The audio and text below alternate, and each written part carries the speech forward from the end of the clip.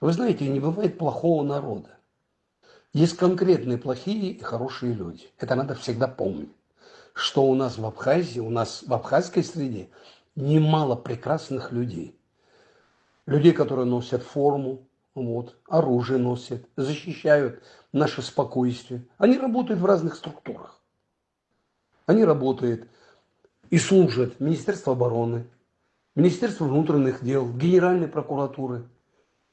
И, конечно, у нас немало замечательных людей в СГБ. И когда некоторые журналисты, в кавычках, а это, кстати, частные лица, никакие они не журналисты, они называют себя блогерами, не знаю, что это такое, примерно себе представляю, да, ругают СГБ, ругают их в непрофессионализме. Вы знаете, ни в одной стране мира есть неписанный закон.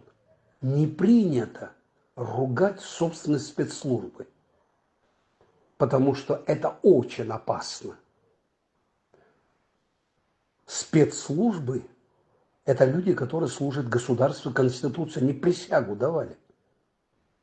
И критиковать их, конечно, есть за что критиковать людей, но так безапелляционно их поносить, этого делать ни в коем случае нельзя.